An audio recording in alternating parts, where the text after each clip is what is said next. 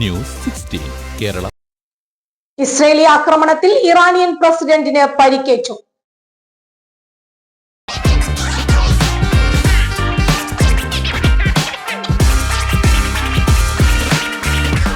നാട്ടിലേക്ക് യാത്ര ചെയ്യുമ്പോൾ ലഗേജ് ഒരു ടെൻഷനാണോ?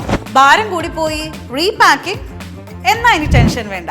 നിങ്ങളുടെ സാധനങ്ങൾ സേഫ് ആൻഡ് സെക്യൂർ പാക്കിംഗ് ഉൾപ്പെടെ കുറഞ്ഞ ചെലവിലും കൂടുതൽ വേഗതയിലും നിങ്ങളുടെ ഡെസ്റ്റിനേഷനിലേക്ക് എത്തിക്കാൻ Prime Express Cargo Kuwait. Air and sea cargo, courier service, road freighting. Prime Express Cargo Kuwait.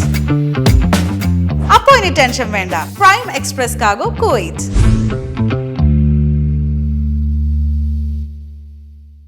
കഴിഞ്ഞ മാസം ഇസ്രയേലുമായി നടന്ന യുദ്ധത്തിനിടെ ഇറാനിയൻ പ്രസിഡന്റ് മസൂദ് പസേഷ്കിയാന് നിസ്സാര പരിക്കേറ്റതായി റിപ്പോർട്ട്.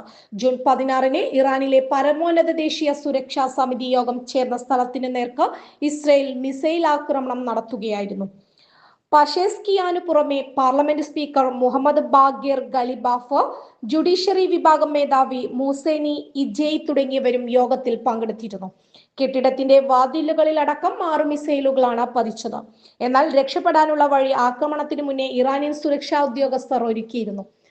പസേഷ്കിയാനും കൂട്ടരും ഇതിലൂടെ രക്ഷപ്പെട്ട് പസേഷ്കിയാന്റെ കാലിനാണ് നിസ്സാര പരിക്കേറ്റത്.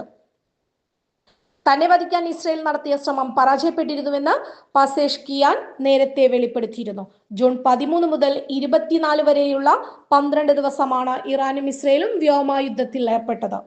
News 16 news desk.